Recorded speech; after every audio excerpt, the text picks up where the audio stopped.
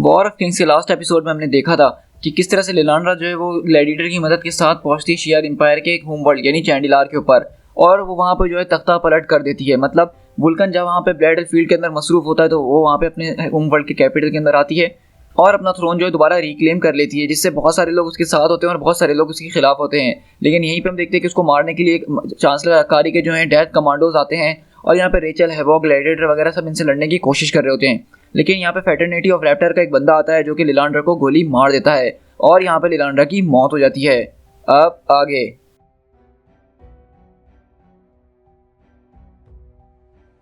हमारे पास खबर ये जल्दी आ गई थी कि लिलांड्रा जो है उसकी मौत हो चुकी है और ये शियार और क्री वॉर का आज आखिरी दिन होने वाला था। मैं उस वक्त वहाँ मौजूद नहीं थी जब कार्नेग ने ये न्यूज़ ब्लैक बोल्ट को दी, लेकिन उसके बारे में मैंने बाद में ज़रूर सुना। और बोलती कि मुझे ये बात मैक्सिमस ने बताया, वो भी बहुत घबराते हुए। और ये बात बिल्कुल सच भी है क्योंकि लिलांड्रा एक टावरिंग फिगर थी जिसको बहुत सारे लोग एडमायर करते थे उसकी डिटर्मिनेशन और डिवोशन के लिए।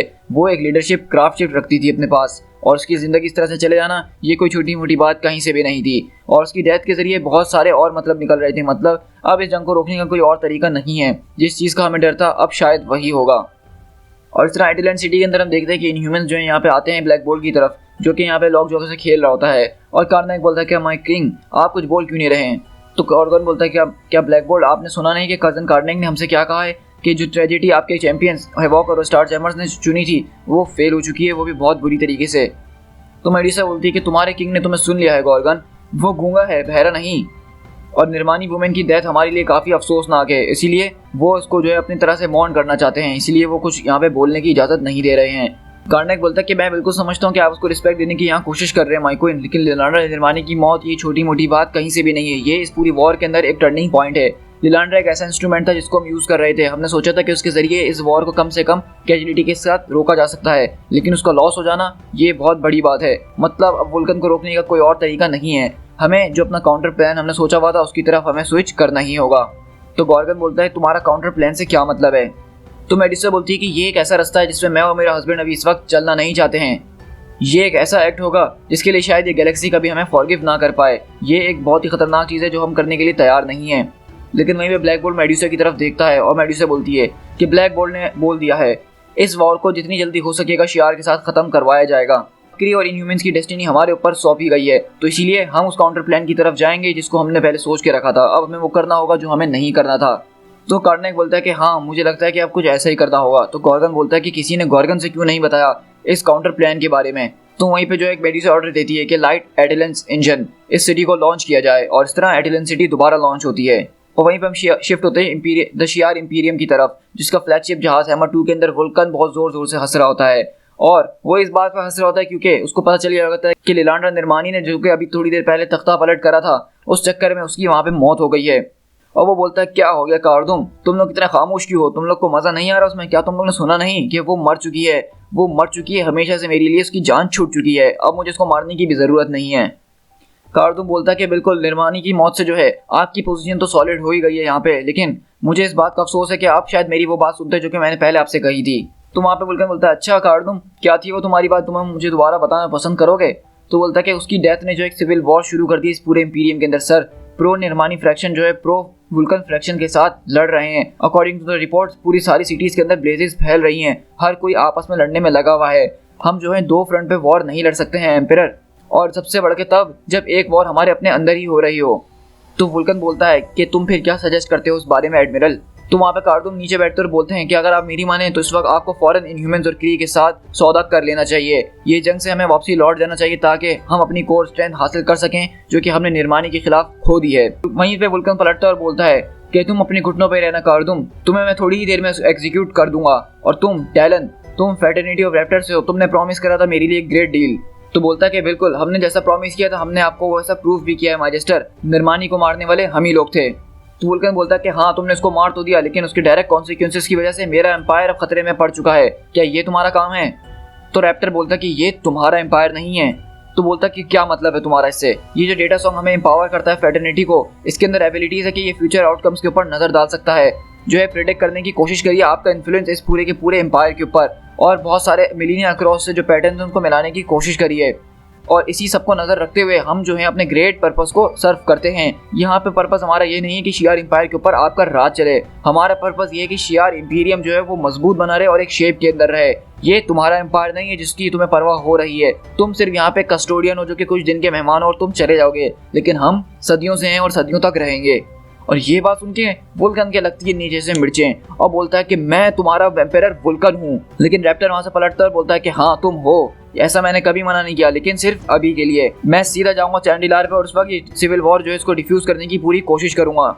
और अगर तुम चाहते हो कि मैं तुम्हारी इसी तरह से मदद करते रहूं, मेरी फेटर्निटी और मैं, तो तुम्हें यहाँ पे रहना होगा और इस सारी फोर्सेस को रोकने का जल्द से जल्द तरीका ढूंढना होगा। तो वहाँ पे वुल्कन बोलता है कि तुम मुझसे बात किस तरह से कर रहे हो, तुम मुझे ऑर्डर दे रहे हो, यहाँ पे एक वॉर चल रही है, क्या तुम्हारा दिमाग खराब हो चुका है। तो वो जो है वुल्कन उसके ऊपर अटैक करता है, लेकिन वो उसके अटैक को ब्लॉक करते हुए बोलता है कि मैं जानता हूँ कि यहाँ पे वॉर चल रही है, लेकिन तुम्हें इसको जल्द से जल्द रोकना होगा और प्रूव करना पड़ेगा कि तुम हमारे लिए एक वर्दी मैजिस्टर हो जिसको हम सपोर्ट कर सकें। ऐसा नहीं कि तुम अपनी लड़ाई के चक्कर में हम सबको ओब्लिवियन के अंदर धकेल दो और हमारे पास खोने के लिए फिर कुछ बचे भी ना रहे। और वहीं पे वुल्कन को गुस्सा आता है और बोलता है मैंने लोगों को जो है इससे कम बात कहने पे उनकी जान ले ली है और तुम्हारी इतनी हिम्मत कि तुम मुझसे ऐसे बात करो। वहीं पे रैप्टर जो उसके जहाज से निकलता है और बोलता है कि वेल, इससे साबित हो रहा है कि तुम इतने मसलों में क्यों फंसे हुए हो। और वहीं पे हम देखते हैं कि एडमिरल कार्डुम और उनका जनरल जो होता है वो आपस में बातें कर रहे होते हैं और बोलता है कि कार्डुम, मैंने आज तक किसी को नहीं देखा कि उसने वुल्कन से इस तरह से बात की हो। तो कार्डुम बोलता है कि तुम्हारी बात तो ठीक है कैप्टन, मैंने भी आज तक किसी को नहीं देखा कि किसी में इतनी हिम्मत हो कि वुल्कन से वो इस तरह से बात करे। और बोलता है कि ये सीधा सीधा अभी हमें अपने टेलीकॉम से मिले हैं और आपको ये देखना ही होगा। और वहीं पर हम देखते हैं कि कार्डुम जो है वुल्कन के पास आते हैं और बताते हैं कि ये हमें अभी भी रिपोर्ट्स मिली हैं कि इनह्यूमंस की सिटी जो है एटिलन से फौरन लॉन्च करवा दी गई है। वो हालत से सीधा शियार स्पेस की तरफ आ रही है और इनका रूट को देखते हुए ऐसा लग रहा है कि इनह्यूमन सीधा डायरेक्टली स्ट्राइक करने के लिए आ रहे हैं हमारे पास और वो आज इस जंग को खत्म करने के इरादे से यहाँ पे आ रहे हैं। और वो बोलता है कि हाँ तुम ठीक कह रहे हो कि वो शायद हमें यहाँ मारने के लिए आ रहे हैं, लेकिन मुझे अब इस बात पे अफसोस हो रहा है कि मैंने वहाँ पे क्यों उस दिन इंपीरियल गार्ड को ऑर्डर नहीं दिया कि वो वहीं पे ब्लैक बोल्ट का काम तमाम कर देते। और कार्डुम बोलता है कि माय लॉर्ड, मेरे ख्याल से हमें अपनी पोजीशन को यहीं पे होल्ड करना चाहिए जैसा कि रैप्टर हमें कह के गया है। वुल्कन बोलता है कि अगर तुम्हें कोई चीज़ की चाहत हो तो तुम्हें वो खुद से करनी पड़ती है, यहाँ बैठे बैठे इंतजार करने से कुछ भी नहीं होने वाला और मैं तुम्हें दिखाता हूँ कि असली हेडशॉट क्या होता है, चलो मेरे साथ। लेकिन कार्डुम उसको रोकने की कोशिश कर रहे होते हैं। सारी फ्लीट्स को यहाँ पे जमा करो, एंगेज करो सारे ड्राइव्स को और मोबिलाइज करो सारे गार्ड्स को और इन सबको कहो कि मुझे फॉलो करें। तो कार्डुम बोलता है लेकिन रैप्टर ने हमसे कहा कि हम अपनी पोजीशन होल्ड करके रखें, अब उस रैप्टर का क्या होगा सर। लेकिन वहीं पे वुल्कन जहाज से निकलता है और बोलता है कि वो चाहे तो जहन्नुम में जाके अपने आप को जला सकता है। और हम देखते हैं इस तरह से यहाँ पे ये गुस्से से निकलता है इनह्यूमन से लड़ने के लिए, जबकि रैप्टर को कह के ये है कि तुम अपनी पोजीशन को यहीं पे होल्ड करके रखो, हमें ये जंग खत्म करनी होगी। अगर हमने ये इनह्यूमन्स के साथ जंग करी तो आज हमें बहुत बड़ा नुकसान होगा जिससे पूरे एम्पायर को नुकसान हो सकता है। और रैप्टर की जो जिम्मेदारी है वो दरअसल शियार एम्पायर को प्रोटेक्ट करना है, ना कि किसी एम्पायर या एम्प्रेस को। और यहीं से हम एटिलन के अंदर शिफ्ट होते हैं जो कि इस वक्त शियार स्पेस की तरफ बढ़ रहा है। एटिलन की अब हम जब भी बात करेंगे तो आप समझ जाएगा कि ये एटिलन सिटी इनह्यूमन्स की है जिसके अंदर उन्होंने बूस्टर रॉकेट लगा दिए जो कि एक स्पेसशिप की तरह अब काम कर रही है। तो ये पूरी की पूरी सिटी लेके जो है शियार स्पेस के अंदर डायरेक्टली बढ़ रहे हैं। और वहीं पे हम देखते हैं कि रोनन जो है गुस्से में थ्रोन रूम के अंदर घुसता है अपने कुछ क्री सोल्जर्स और क्रिस्टल के साथ और बोलता है कि मेरे रास्ते से सब हट जाओ, तुमने गॉर्गन को हमारे ऊपर नजर रखने के लिए क्यों रखा था, और ये बताओ कि इस सिटी को लॉन्च क्यों किया गया है, मेडुसा यहाँ पे आखिरकार हो क्या रहा है, मैक्सिमस क्या तुम लोग कुछ बताना पसंद करोगे, लिलांड्रा मर चुकी है, हमें इस बारे में पता चल चुका है। मेडुसा बोलती कि हाँ, इसी के रिजल्ट में हम अपना कंटिजेंसी प्लान शुरू कर रहे हैं। तो क्रिस्टल पूछती कि उस प्लान के मुताबिक हम क्या करने वाले हैं। तो वहाँ पे मैक्सिमस बोलता है कि ओ वो तो सारा मेरा काम है, मतलब ये चीज़ मैंने किंग के लिए खुद बनाई है क्रिस्टल। तो क्रिस्टल बोलती है कि आखिरकार तुमने ऐसा क्या बनाया है, तुमने क्या बनाया ऐसा मैक्सिमस, तुम बताना पसंद करोगे मुझे। मैंने तो उसको नाम दिया था अटर्नेंट्स ऑफ डेस्टिनी, लेकिन इन लोगों ने उसको नाम दिया है टी बॉम्ब। बेसिकली हमने जो है टेरिजन क्रिस्टल को वेपनाइज कर दिया है। तो क्रिस्टल बोलती है कि ग्रेट रेडेक, आखिरकार तुम ये सब बातें कैसे कर रही हो, टेरिजन क्रिस्टल्स जो हैं वो हमारे सैक्रेड म्यूटेशंस हैं जिनके जरिए हम ट्रांसफॉर्म होते हैं और तुम उनको इस्तेमाल कर रही हो वेपन्स के तौर पे, ये हो ही नहीं सकता है।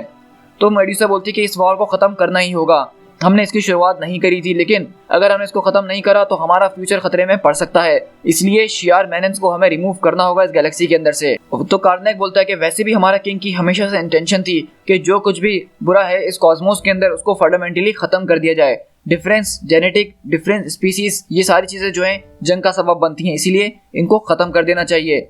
और सिस्टमैटिक अपलिफ्ट जो है सारी स्पीसीज की वो इन प्रोसेस होगी इंटेलिजेंट क्रिस्टल्स के जरिए, जिससे यूनिवर्सल पीस हो जाएगा। मेडुसा बोलती है कि बिल्कुल जैसा कि कार्नेक ने कहा, अगर इस गैलेक्सी के अंदर सारे लोग इनह्यूमन्स की तरह हो जाएंगे तो किसी के अंदर कोई डिफरेंस नहीं रहेगा, तो वो डाइवर्जेंस की लाइन खुद ब खुद खत्म हो जाएगी।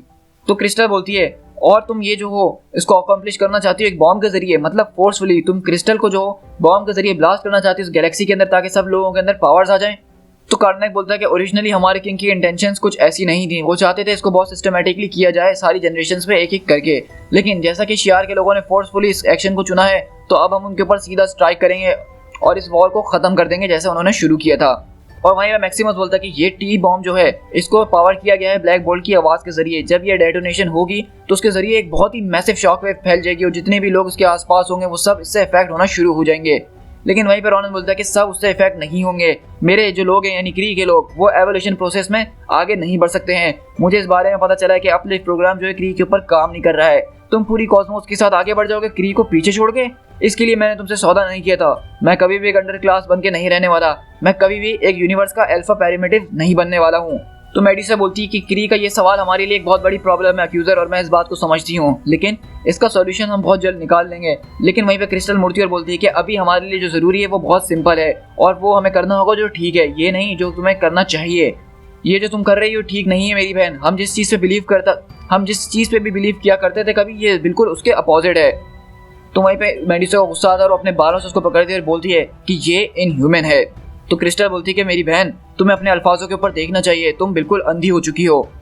तो मेडिसा बोलती है कि तुम्हें कब से इन सारी चीज़ों की चिंता होने लग गई, तुम्हें कब से इन बड़ों के फैसलों में दखल देने का हक दे दिया गया, तुम्हारी राय किसने ली है यहाँ पे?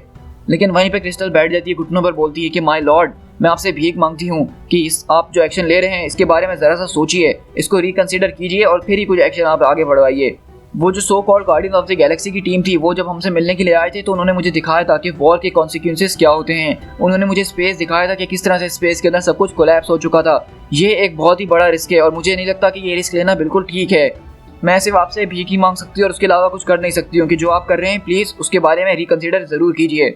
और वहीं पर रॉनिन भी आता है और बोलता है कि great king in the name of Fama, मैं भी अपनी वाइफ के साथ आपके लिए ये रिक्वेस्ट एको करना चाहता हूँ। मैं चाहता हूँ कि आप क्री की कास्ट के ऊपर भी नज़र डालें और हमें इस तरह से भुला ना दें, क्योंकि आपने कसम खाई थी हमें हमेशा प्रोटेक्ट करने के लिए। और रही बात पीस की, तो वो काफ़ी फ्रेजाइल थिंग है जिसको मेंटेन करना काफ़ी कॉम्प्लेक्स है। उसको जो है एक स्ट्राइक के अंदर बनाया नहीं जा सकता है, लेकिन पामा जानता है कि आप इसमें पूरी कोशिश करेंगे और आपकी कोशिश ही मेरे लिए काफ़ी है।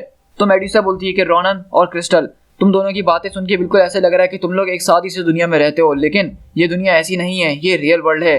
और किंग ने अपनी रिक्वेस्ट पे जो है बहुत पहले ही कंसीडर कर लिया था। लेकिन क्रिस्टल उसको रोकने की कोशिश करती तो बोलती है मेडुसा कि बस बहुत हो गया है, मैं किंग की तरफ से बोल रही हूँ। और इस तरह हम चैंडिलार के अंदर शिफ्ट होते हैं जहाँ पे हमें ग्लैडिएटर बता रहा होता है कि ये पुरानी सिटी जो कि हमारा कभी महल हुआ करता था ये अब जल रही थी। लोगों के दरमियान फियर और फ्यूरी भर चुकी थी। कुछ जो थे वुल्कन के लिए लड़ रहे थे और कुछ लिलांड्रा के लिए लड़ रहे थे, लेकिन जंग दोनों तरफ से हो रही थी और हम दोनों तरफ से नहीं लड़ पा रहे थे। और मैंने आज जो लॉस किया था उसको मैंने अपने रेज के अंदर बदल दिया था। और इस तरह हम देख रहे होते हैं कि किस तरह से यहाँ पे ग्लैडिएटर वो बिल्कुल पागल हो गया था और सारे डेड कमांडोज को अकेले ही निमट रहा होता है और यहाँ तक कि उसके पूरे कपड़े भी फट गए होते हैं।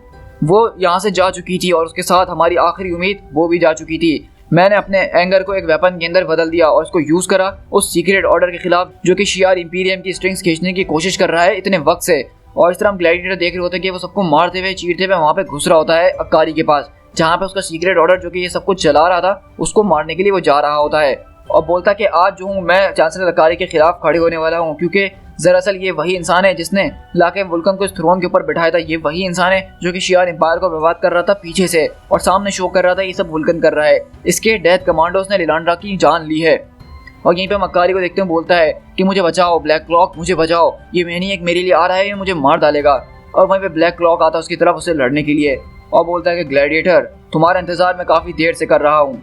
और ग्लैडिएटर बोलता है कि उसने मुझसे बात करने की कोशिश करी लेकिन मैंने कोई जवाब नहीं दिया। आज मैं उसकी बात में ज़रा सा भी इंटरेस्टेड नहीं था, मैं आज सिर्फ इंटरेस्टेड था उसके एक्शंस में। हम यहाँ पे देखते हैं कि वो जो ब्लैक क्लॉक होता है वो भी कोई हल्का फुल्का होता नहीं है, वो भी काफ़ी ज़्यादा पावरफुल होता है और ग्लैडिएटर के ऊपर पूरा भारी पड़ रहा होता है। मेरा रेज वो बहुत इंटेंस था लेकिन उसकी ब्लेड वो बहुत शार्प थी। उसकी ब्लेड ने जो है मुझे इस तरह से काटा जिससे पहले मैंने कभी ऐसी कोई चीज़ महसूस ही नहीं की थी। और मुझे अंदाज़ा होने लगा कि मैंने इसको काफ़ी अंडर एस्टिमेट करने की कोशिश करी है। और वहीं पे हम देखते हैं कि वो उसके गले पे ब्लेड रखता है और बोलता है कि मैं तुम्हें आज मार देता हूँ क्लार्क, ताकि तुम्हारा किस्सा ख़त्म हो जाए, क्योंकि मुझे पता है कि तुम्हारे लिए रहना कितना मुश्किल है उसके बगैर जिसको हम मार चुके हैं।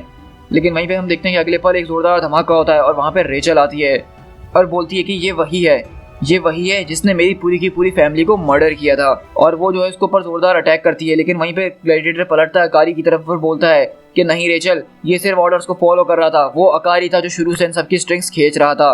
और हम देखते हैं कि अकारी यहाँ पे चिल्लाना शुरू करता है, लेकिन ग्लैडिएटर वो सीधा उसके अंदर घुसता है और उसका खून कर देता है।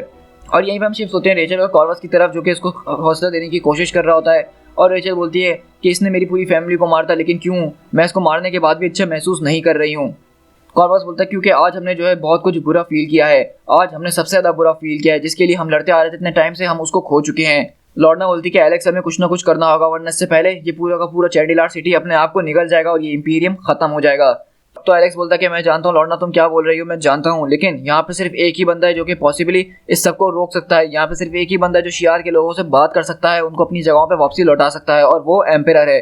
और अनफॉर्चुनेटली यहाँ का एम्पियर वुल्कन है और वो बहुत ज़्यादा पागल है। लेकिन अगर इन लोगों को शांत करवाना है तो हमें ये वर्ल्ड उसको सौंपना ही होगा, वरना ये वर्ल्ड इसी तरह रेज, ब्लड और फायर के अंदर आज खत्म हो जाएगा।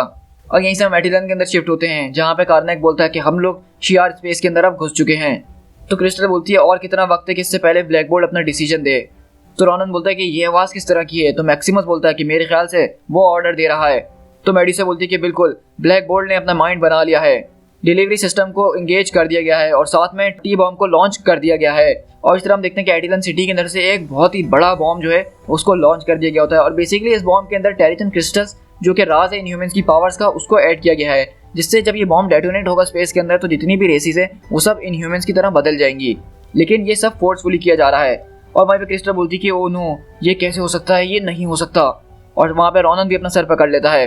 तो वहाँ पे मेडिसा बोलती है कि ये अपना आउटरीच अपने पास संभाल के रखो, ब्लैक बोल्ट हमें एक नए फ्यूचर के अंदर लीड कर रहा है जहाँ पे पीस और इक्वालिटी होगी। तो मैक्सिमस बोलता है कि हाँ बिल्कुल, वो हमें श्योरली एक नए फ्यूचर की तरफ ले जा रहा है, लेकिन मुझे बस अफसोस इस बात का रहेगा कि वो इस नए फ्यूचर के अंदर हमारे साथ नहीं होगा। तो मेडिसा बोलती है कि जरा एक मिनट, ये तुम क्या बात कर रहे हो मैक्सिमस। तो मैक्सिमस बोलता है कि वेल ऑब्वियसली, क्योंकि वो एक बॉम्ब है। तो वहाँ पे मेडिसा को गुस्सा आता है, वो अपने बालों से मैक्सिमस को पकड़ के दीवार से लगाती है और बोलती है कि मैक्सिमस, क्या तुम्हारा दिमाग खराब हो चुका है, तुम क्या बात कर रहे हो यहाँ पे।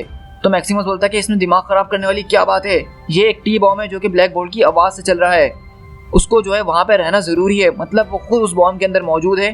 क्या जब उसने तुमसे ये सब बातें करी तो तुम्हारा दिमाग नहीं चल रहा था, तुम मुझसे और क्या समझ रही थी। वो अपने आप को यहाँ पे आज सेक्रीफाइस करने वाला है इस जंग को ख़त्म करने के लिए। लेकिन मेडिसा बोलती है कि नहीं, ऐसा नहीं हो सकता। तो कार्नेक बोलता है कि नहीं, यहाँ पे जो मैक्सिमस कह रहा है वो बिल्कुल ठीक कह रहा है, ब्लैक बोल्ट को इसके बारे में बिल्कुल पता था, इसमें मैक्सिमस की कोई गलती नहीं है, वो इसके लिए फुल्ली प्रिपेयर्ड था और इस बारे में तो हम सब जानते थे। तो मैक्सिमस बोलता है कि ये उसका तोहफा है जो वो हमें देगा। लेकिन दरअसल वहाँ पे जो है मेडुसा को ब्लैक बोल्ट ने ये बात नहीं बताई होती है और बोलती है कि नहीं हस्बैंड, तुम ऐसा नहीं कर सकते हो, मेरी आवाज़ सुनो, सारे चैनल्स ओपन करो, उसको वापसी लेकर आओ। लेकिन वहाँ पे अब बहुत देर हो चुकी होती है, ब्लैक बोल्ट ने अपना फैसला ले लिया होता है, वो यहाँ पे कुछ नहीं बोल रहा होता है। और मेडिसा उससे बोलती है कि तुमने मुझे क्यों नहीं बताया, तुमने मुझे क्यों नहीं एक्सप्लेन किया कि ये टी बॉम्ब कंटिजेंसी क्या है, तुम मुझे बता सकते थे, तुमने मुझसे इतनी बड़ी बात कैसे छुपाई। और इस जंग को ख़त्म करने के लिए प्राइस मैं पे करने के लिए बिल्कुल भी तैयार नहीं हूँ। लेकिन ब्लैक बोल्ट वहाँ पे उस बॉम्ब के अंदर खड़ा हुआ अपनी बेबी और बच्चे की तस्वीर को देख रहा होता है और वो बोलती है कि ब्लैक बोल्ट प्लीज़ मेरी बात सुनो, मैं तुम्हें एक बार दोबारा नहीं खो सकती हूँ, मैं पहले एक बार तुम्हें स्कल्स के साथ खो चुकी हूँ, लेकिन अब मैं ऐसा नहीं कर सकती हूँ, प्लीज़ तुम मुझे छोड़ के मत जाना ब्लैक बोल्ट, ब्लैक बोल्ट मुझे जवाब दो। लेकिन ब्लैक बोल्ट हम देखते हैं कि उस बॉम्ब के अंदर जाके बैठता है और अपने मुंह पे एक डिवाइस लगा लेता है जिससे वो इस बॉम्ब को एक्टिवेट करेगा। और यहाँ पे वो उस तरह से बैठता है अपने थ्रोन के ऊपर और उस बॉम्ब को एक्टिवेट करने के लिए बिल्कुल तैयार होता है। और वहीं पे हम देखते हैं कि ब्लैक बोल्ट अपने आखिरी अल्फाज बोलता है कि गुड बाय, जिससे हम देखते हैं कि उसकी वजह से वहाँ पे वो एक बहुत ज़ोरदार शॉक वेव पैदा होती है उसकी आवाज़, और हम देखते हैं कि वो बॉम्ब जो है वो फ़ौरन ट्रिगर हो जाता है। लेकिन हम तभी देखते हैं कि उसके जहाज़ के अंदर जैसे ही वो पहला लफ्ज़ बोलता है तो उसको जो है उसके अलार्म जो है डिफेंस के एंगेज होना शुरू हो जाते हैं। और हम देखते हैं कि उसको बताया जा रहा था कि कोई चीज़ हमारी तरफ आ रही है, सेंट्रीज़ को लॉन्च कर दिया गया उसको रोकने के लिए। लेकिन हम देखते हैं कि वो चीज़ जो है वो बहुत ही ज़्यादा खतरनाक होती है, उसको कोई रोक नहीं पा रहा होता, ना ही कोई सेंट्री ना ही कोई कुछ, क्योंकि वो वुल्कन होता है जो कि फुल स्पीड से भी अपने जहाज़ से निकला था डायरेक्ट ब्लैक बोल्ट से लड़ने के लिए, और सारी की सारी सेंट्रीज उसने बर्बाद कर दी थी। और यहीं पे हम देखते हैं कि ब्लैक बोल्ट इस बॉम्ब को ज़्यादा एक्टिवेट कर पाए इससे पहले हम देखते हैं कि वुल्कन उसके जहाज़ में घुसता है ब्लैक बोल्ट के बिल्कुल सामने, और ब्लैक बोल्ट यहाँ पे खड़ा होता है अपनी फुल पावर चमकाते हुए, और वुल्कन भी अपनी फुल पावर के साथ यहाँ पे आता है और बोलता है तो चलो फिर खेल शुरू करते हैं। To be concluded.